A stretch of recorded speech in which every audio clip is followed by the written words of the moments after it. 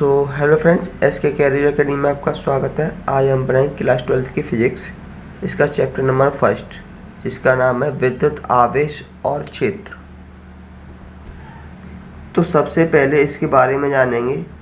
कुछ वैज्ञानिकों ने प्रयोगों द्वारा तथा परीक्षणों के आधार पर यह पाया कि प्रकृति में कुछ ऐसे पदार्थ पाए जाते हैं जिन्हें आपस में रगड़ने पर वे किसी अन्य पदार्थ या एक दूसरे को आकर्षित अथवा प्रतिकर्षित करने लगते हैं। इसका मतलब ये है कि प्रकृति में कुछ ऐसे भी पदार्थ पाए जाते हैं कि जिनको अगर हम आपस में रगड़ें तो वे एक दूसरे को आकर्षित करने लगते हैं या फिर प्रतिकर्षित करने लगते हैं। अर्थात हम कह सकते हैं कि वे आवेशित हो जाते हैं। ऐसे पदार्थ मुख्य रूप से कांच, गंधक, अंबर, खाल, एबोनाइट तथा प्लास्टिक आदि में होते हैं। ये पदार्थ रगड़े जाने पर हल्की वस्तुओं को अपनी ओर आकर्षित करने लगते हैं। जैसे कि प्लास्टिक की कंघी को सूखे बालों से रगड़कर कागज के छोटे छोटे टुकड़ों के पास लाने पर यह कागज के छोटे छोटे टुकड़ों को अपनी ओर आकर्षित कर लेती है। तो इस चैप्टर में सबसे पहले हम पढ़ेंगे विद्युत। विद्युत किसे कहते हैं? वह ऊर्जा जिसके कारण किसी पदार्थ में हल्की वस्तुओं को आकर्षित करने का गुण उत्पन्न हो जाता है, वह विद्युत कहलाता है। मतलब जब हम दो वस्तुओं को आपस में रगड़ते हैं तो उनमें हल्की वस्तुओं को आकर्षित करने का गुण उत्पन्न हो जाता है। उसी गुण को क्या कहते हैं? हम विद्युत कहते हैं।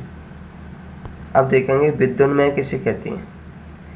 जिस पदार्थ में हल्की वस्तु को आकर्षित करने का गुण उत्पन्न हो जाता है उसे हम विद्युन्मय कहेंगे। जैसे कि अगर हम कंघी को अपने बालों से रगड़कर छोटे छोटे कागज़ के टुकड़ों के पास लाते हैं तो कागज़ के टुकड़े उससे चिपक जाते हैं।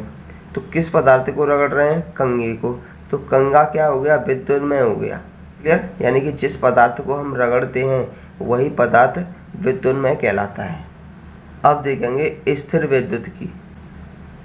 तो विज्ञान की वह शाखा जिसमें स्थिर आवेशों का अध्ययन किया जाता है स्थिर विद्युत की कहते हैं। मतलब इस अध्याय में हम पढ़ेंगे कि आवेश कैसा है? स्थिर है। तो जहाँ पर स्थिर आवेशों का अध्ययन किया जाता है उसे हम स्थिर विद्युत की कहते हैं। अब पढ़ेंगे विद्युत आवेश। विद्युत आवेश किसी पदार्थ का वह गुण होता है जो विद्युत एवं चुंबकीय क्षेत्र उत्पन्न करता है अथवा इनके प्रभावों का अनुभव करता है। मतलब जो आवेश होता है उसके चारों ओर या तो विद्युत क्षेत्र होगा या फिर चुंबकीय क्षेत्र होगा। अब विद्युत क्षेत्र कब होगा? चुंबकीय क्षेत्र कब होगा?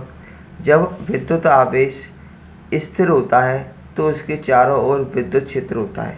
जब विद्युत आवेश गतिमान अवस्था में होता है तो उसके चारों ओर चुंबकीय क्षेत्र होता है। मतलब यह विद्युत और चुंबकीय क्षेत्र दोनों उत्पन्न करता है। वही गुण इसका क्या कहलाता है? विद्युत आवेश कहलाता है। इसकी दूसरी परिभाषा है विद्युत आवेश वह राशि है जो कोई वस्तु इलेक्ट्रॉन ग्रहण करने पर या त्याग करने पर प्राप्त होती है।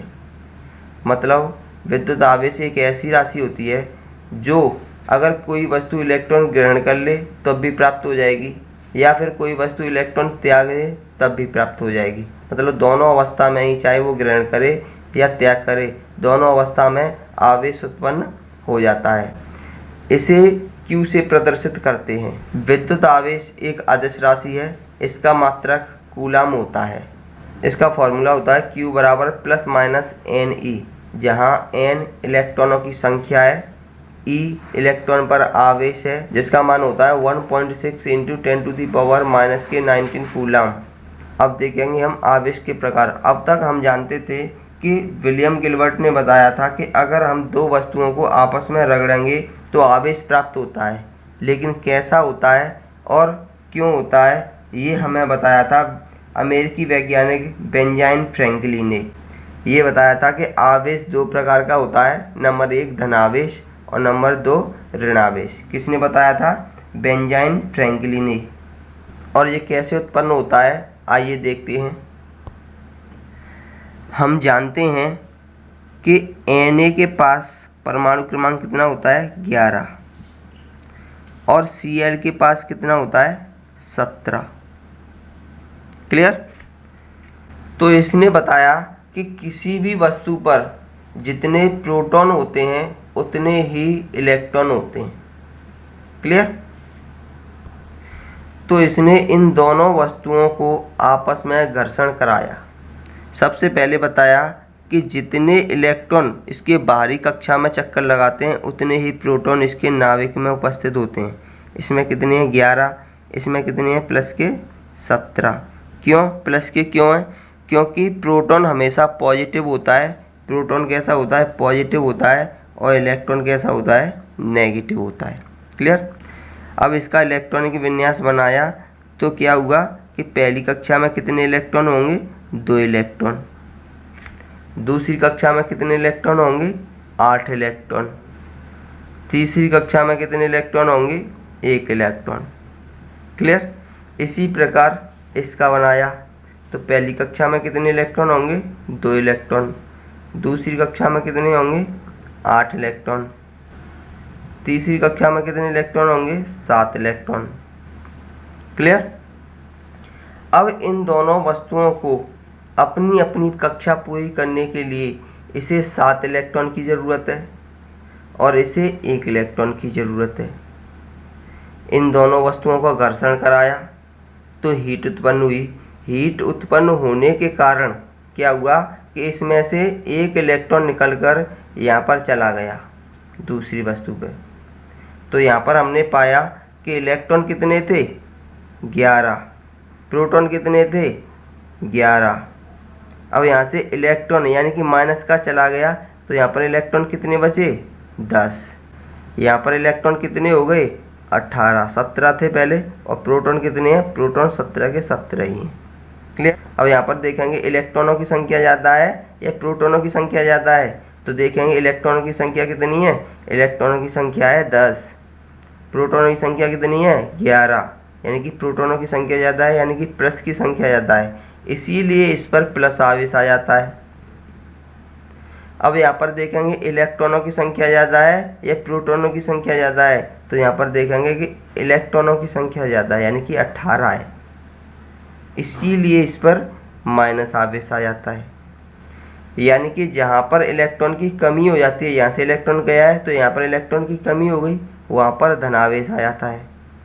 और जहाँ पर इलेक्ट्रॉन की वृद्धि हो जाती है वहाँ पर ऋणावेश आ जाता है। क्लियर। इसी प्रकार उन्होंने बताया कि आवेश 2 प्रकार का होता है, नंबर 1 धनावेश और नंबर 2 ऋणावेश। तो सबसे पहले लिखेंगे हम धनावेश किसे कहते हैं। तो इसकी परिभाषा बनाएंगे। इलेक्ट्रॉन की कमी के कारण उत्पन्न आवेश को धनावेश कहते हैं। जिस वस्तु पर इलेक्ट्रॉन की कमी हो जाती है वहाँ पर क्या हो जाता है? धनावेश उत्पन्न हो जाता है। क्लियर। अब देखेंगे ऋणावेश। इलेक्ट्रॉन की अधिकता के कारण उत्पन्न आवेश को ऋणावेश कहते हैं। मतलब जिस वस्तु पर इलेक्ट्रॉन की अधिकता हो जाती है, इलेक्ट्रॉन की वृद्धि हो जाती है, वहाँ पर ऋणावेश उत्पन्न हो जाता है। यही बताया था हमने कि जिस वस्तु पर इलेक्ट्रॉन की कमी हो जाती है वहाँ पर धनावेश आ जाता है, और जिस वस्तु पर इलेक्ट्रॉन की अधिकता हो जाती है या फिर इलेक्ट्रॉन की वृद्धि हो जाती है वहाँ पर ऋणावेश आ जाता है। इसके कुछ नोट पॉइंट हैं। सजातीय आवेश या फिर समान प्रकृति के आवेश, या तो दोनों प्लस प्लस के हों या फिर दोनों माइनस माइनस के हों।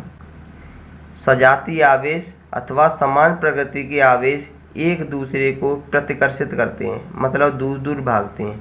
जैसे कि ये प्लस का है और ये प्लस का है, तो दोनों क्या हो रहे हैं? दूर दूर भाग रहे हैं।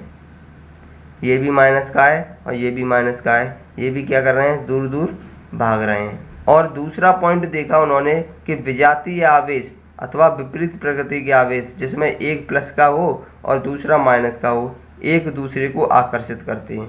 तो नोट पॉइंट में लिख देंगे कि समान प्रकृति के आवेश एक दूसरे को प्रतिकर्षित करते हैं, यानी कि दूर दूर हटाते हैं, और विजातीय आवेश एक दूसरे को आकर्षित करते हैं। क्लियर।